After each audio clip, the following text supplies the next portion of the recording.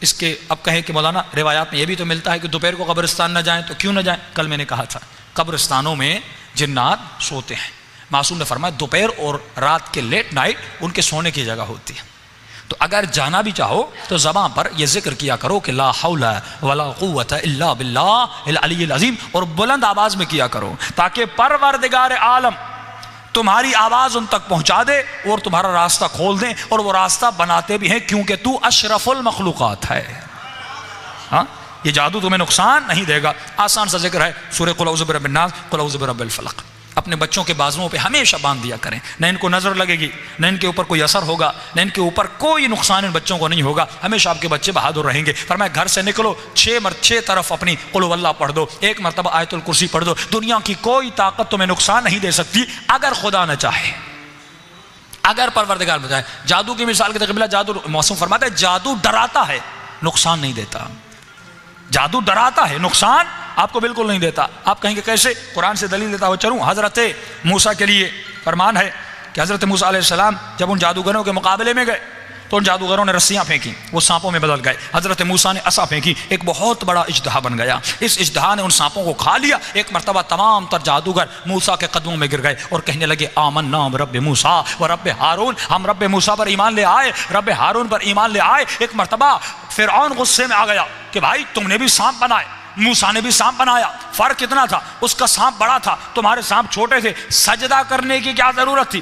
انہوں نے کہا فرعون ہم جادوگر ہیں، ہمیں پتہ ہے کہ جادو کیا ہے اور معجزہ کیا ہے۔ فرمایا ہمارا جادو ڈرا سکتا ہے، کھا نہیں سکتا۔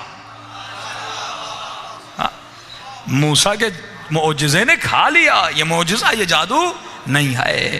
تو آپ کو صرف ڈرا سکتے ہیں آپ کے وہم کو استعمال کر کے۔ بہت سارے اس کے پریکٹیکل واقعات ہیں کہ دبئی میں ایک بہت بڑا انڈیا کا عامل آیا، اس نے کہا آپ جس بھی شخص کا تصور کریں، جس بھی شخص کا تصور کریں میں آپ کو بتاؤں گا وہ کہاں ہے۔ ہمارے ایک مومن کہتے ہیں میں نے ان کا چیلنج ایکسیپٹ کیا، میں نے کہا آپ نہیں بتا سکتے، کبھی میں بتاؤں گا۔ کب میں چلا گیا اور میں نے، حالانکہ یہ سب کو بتاتے تھے ودن سیکنڈز، آنکھوں کو بند کیا آپ اس کا سوچ رہے ہیں، تو کہہ رہے میں ان کے سامنے چلا گیا اور میں نے اللہم کن لولیک الحجۃ ابن الحسن پڑھنا شروع کر دیا، یہ ورد کا۔ میں نے کہا بتائیے، کہ اس نے آنکھیں بند کی، کہ جو شخص ایک لمحے میں بتاتا تھا اس کا چہرہ لال ہو گیا، بدن پسینے سے بھر گیا۔ اس نے کہا آپ نے کس کا تصور کیا ہے؟ میرا ذہن ایک جگہ پہ ٹکتا ہی نہیں، ہر جگہ میرا ذہن جا رہا ہے۔ انہوں نے کہا یہ طاقت امام زمانہ کی طاقت ہے، ایسی ہستیوں کے ماننے والے ہیں آپ، ایسی ازوات مقدسہ کے ماننے والے ہیں آپ، ایسا پاور، ایسی اسپریچولیٹی آپ کے پاس ہے، لیکن ہم بہت دور ہیں ان چیزوں سے۔ ہم انسپائر کن سے ہیں؟ دنیا کے ایکٹروں سے، یہاں کے سنگر سے، یہاں کے مال رکھنے والے لوگوں سے، شہرت یافتہ افراد سے۔ ہمارے بچے، ہمارے خواتین، آج رول ماڈل کون ہیں؟ یہی افراد، دنیا کے مٹیریلسٹ لوگ۔ لیکن مولا فرماتے ہیں جس کا عاشق بنے گا اس کے ساتھ اٹھایا جائے گا، اگر عاشق حسین بنے گا تو حسین کے ساتھ اٹھایا جائے گا، اگر یہ خاتون عاشق زینب بنے گی تو زینب کے ساتھ اٹھائی جائے گی۔ لیکن ان غلاظتوں اور نجاستوں میں مبتلا انسانوں کی محفلوں میں بیٹھ کر اگر قہقہے لگائے اور ان کے مزاج میں، ان کے رنگ میں رنگ جائے تو فرمایا قیامت کے دن انہی کے ساتھ اٹھایا جائے گا۔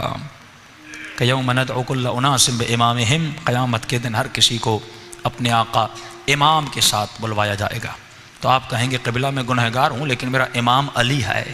امام کہتے ہیں رہنما کو، پیش امام، امام جمعہ، امام جماعت، امام خمینی، امام علی۔ امام کا مطلب ہے جسے آپ اپنا رہنما سمجھیں۔ رہنما وہ ہوتا ہے جو راہ دکھاتا ہے، جو راستہ دکھاتا ہے۔